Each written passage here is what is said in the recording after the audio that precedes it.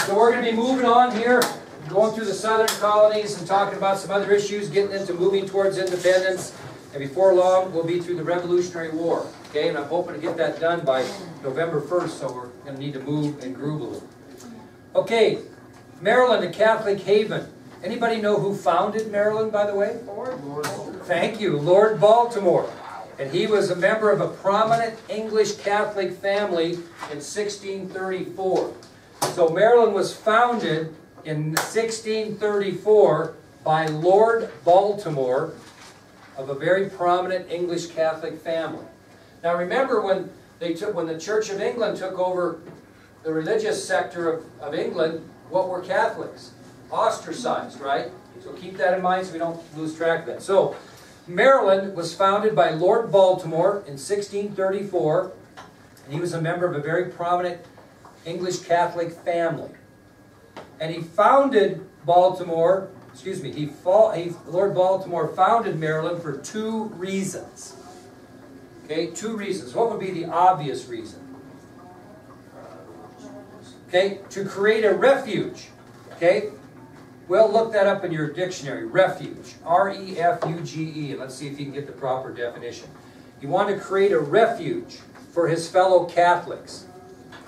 Refuge? R-E-F-U-G-E. He wanted to create a refuge for his fellow Catholics. What does refuge say? A place that provides protection. Perfect. A place that provides protection. So that's what a refuge is. Okay? To create a refuge for his fellow Catholics. The other day, Shania, what word did you ask me? You asked me what a word meant. This is what it was. Remember when you were talking about your test, you said, what's this word mean? Do you remember that? Well, it's important that we know these words because I should have. Do you remember what it was?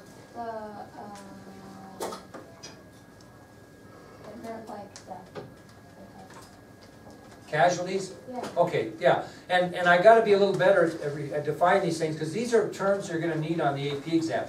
So that's why we're doing this. So the first reason why he wanted to found Maryland was he wanted to create a refuge for his fellow Catholics, which is a place that provides protection. In other words, they're ostracized in England, so he wants to come over to Maryland, form Maryland, so he has a place for those people that are protected. Another reason he wasn't any different than anybody else, why did a lot of other people get charters for colonies? To make money or profit. So Lord Baltimore founded Maryland for two reasons. One, to create a refuge or a place that provides protection for his fellow Catholics, and also to make a profit on his investment. Okay? He invested in a charter to come to the New World. Okay? Now, why did he do this? We mentioned this before. The Church of England was persecuting Catholics at the time. So Lord Baltimore arrived in the area we now know as Maryland with 200 colonists. So he arrived in the area we now know as Maryland with 200 colonists. And he settled at a settlement called St. Mary's on Chesapeake Bay. And I probably should spell Chesapeake for you. It's kind of a different spelling.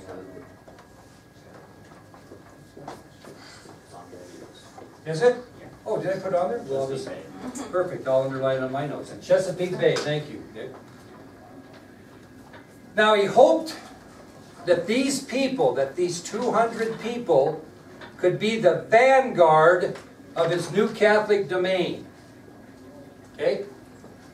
He hoped that these people would be the vanguard. Is that on your ID sheet? Should be. Yeah. He hoped that these 200 people would be the vanguard of his new Catholic domain. Okay? Buck, what does that mean? You know, it's your handy-dandy dictionary that you have, and look up vanguard. Handy-dandy dictionary that Taylor evidently has. Vanguard. Troops moving at the front or forefront of an action. Forefront of a movement. Okay, there you go. So, Lord Baltimore hoped that these people, these 200 colonists, would be the vanguard of his new Catholic domain. The forefront of a movement. This is a new movement of Catholics coming into the New World. So he's hoping that these 200 colonists that are Catholic will be the vanguard or the forefront of a movement of his new Catholic domain in America. Okay? So this colonists, basically, when they got there at St. Mary's, they dispersed around Chesapeake Bay region. And they mainly went on modest farms. So when they got there, they were around that St. Mary's area, but they just dispersed around Chesapeake Bay. Okay? You know where that is, by the way? Here's Maryland, this little bay right here that kind of separates it. This is Chesapeake Bay. And so all along this Chesapeake Bay area is where these colonists dispersed on small farms. What do you think they grew there? Tobacco. Tobacco. Very good. Tobacco. And these tobacco farmers got their labor from two different sources. The obvious one would be slavery, but that didn't happen until after the first labor disappeared. What was the first labor that was used before slavery? Indians. No, good guess. They actually were white colonists. But why were they working? Why were they working these tobacco farms for free? For the pay to come over. They were indentured servants. So tobacco farming in Maryland depended on labor first coming from the white colonists, who again had to work a number of years to pay off their passage to America. They were indentured servants. And when they paid off their time and they needed more labor, then Maryland brought in black slaves in large numbers. Maryland was a colony that brought in a lot of black slaves. So at first, the white colonists that were indentured servants worked for these farms to pay off their passage to America.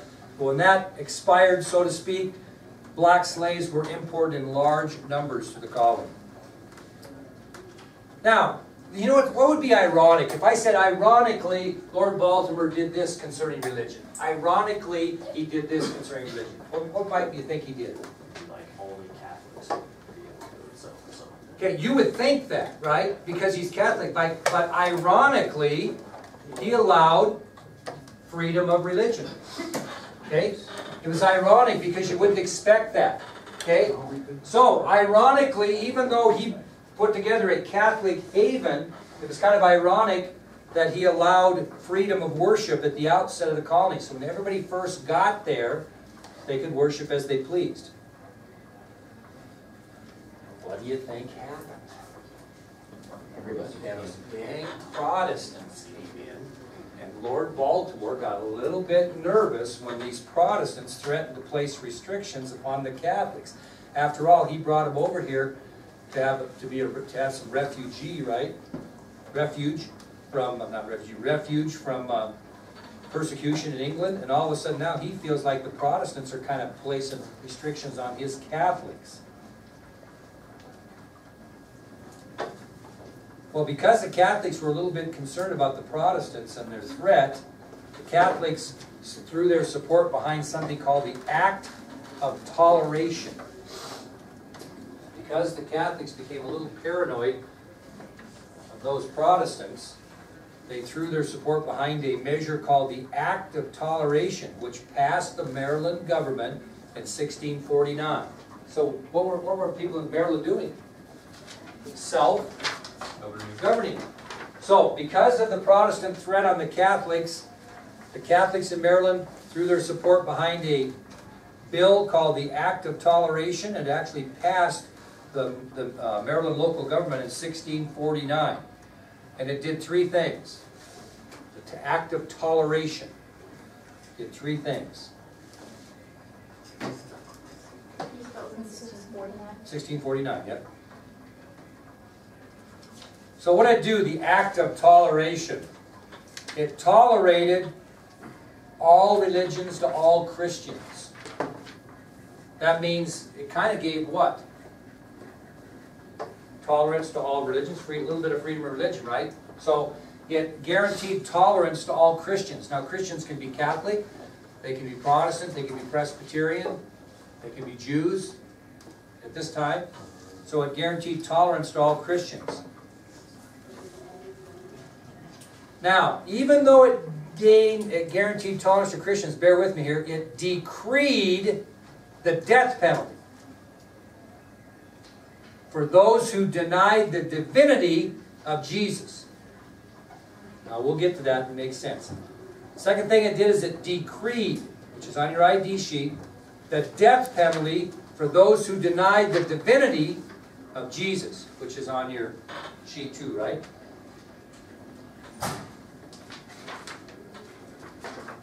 Okay, I'll repeat that again. It decreed the death penalty for those who denied the divinity of Jesus. Okay, now you best look up decreed. Anybody know what decreed means? Maybe you don't have to look it up. What's it mean, decreed? Go ahead and look it up. Decreed. Your book, D-E-C-R-E-E-D. Decreed. So this act of toleration decreed the death penalty. What does decreed mean? It decreed the death penalty.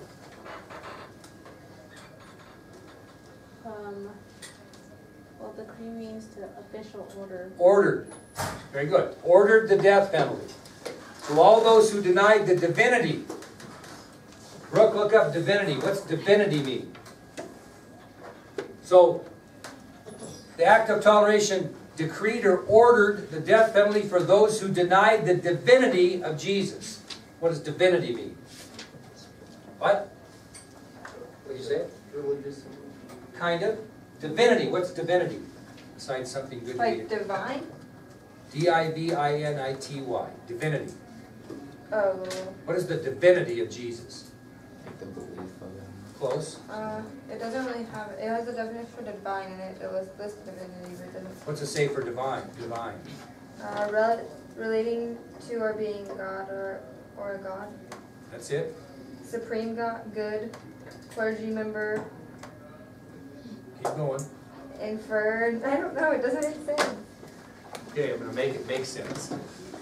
It says divinity right there, but it says, it just, what did I say it? I can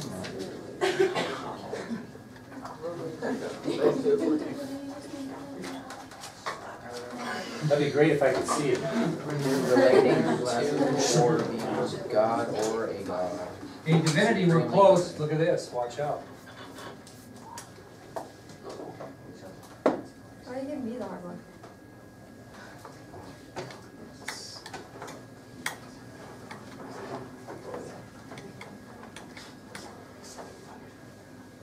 Prophecy. What? Prophecy. The prophecy or prediction of Jesus. Prophecy. There it is. Prophecy of Jesus. His beliefs. His philosophy. So, let's read that again. The second thing the Act of Toleration did is it decreed or ordered the death penalty for those who denied the divinity, that means prophecy or predictions, of Jesus. What two religious groups, I shouldn't say religious, what two groups would be in trouble on that deal? Would the Protestants be in trouble on that? Yes. No. How about the Presbyterians? Catholics? Certainly not, huh? Jews certainly would, and what other group of people would? Atheists, very good. So that was especially hard on those that were Jewish or atheists. So basically what they're saying, the Act of Toleration, is we'll guarantee the tolerance for all Christians to believe what you believe in whatever religion, but we're going to order the death penalty for you that do not agree with the prophecy or predictions of Jesus. And that would be Jews and atheists. Okay? And the third thing it did is it extended a cloak of protection, believe it or not, to the Catholic minority in America. Okay, the Catholics were the minority. They were even getting to be the minority in Maryland, even though it was supposed to be Catholic haven, right? Because he opened this up. So the third thing the Act of Toleration did is it extended a cloak of protection for the Catholic minority in America. A cloak of protection for the Catholic minority. In other words, what it did is it allowed the Catholics to preach, or so to speak, as they wished.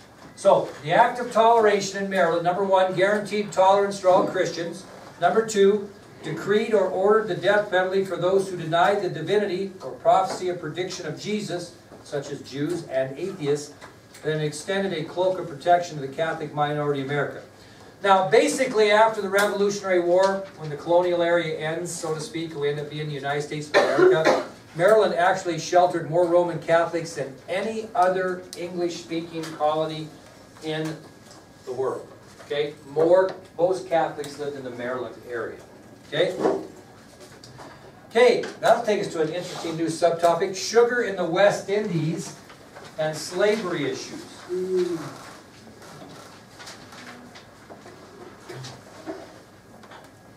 Okay, where are the West Indies on the map? Caribbean, right? In this area here, the Caribbean. Where are the East Indies? Over by India and China now. Well, the country of England was not only trying to colonize America, they also were colonizing the islands of the West Indies. Okay? So England was not only sending settlers and colonies to America at this time, they were also sending colonists to the West Indies. England, yeah. The country of England was also colonizing the islands of the West Indies. And the biggest prize in the West Indies was an island called Jamaica. Jamaica. And England colonized Jamaica in 1655. So again, the country of England was also colonizing the islands of the West Indies. The biggest prize there was the island of Jamaica, which England colonized in 1655. And what were everybody after in the West? What did England want in the West Indies? Sugar. Sugar. So sugar formed the foundation of the West Indies and their economy. It was labeled in Europe a rich man's crop. So sugar was the big thing in the West Indies. That was the England interest there. And sugar formed the foundation of the West Indies and their economy. And sugar was labeled at the time by the people in Europe as a rich man's crop. Now, what do you need, especially to harvest sugar? Labor. Labor. Now, this is very important you know. There was a huge need for labor on sugar plantations, and I'm going to give you 2 reasons why.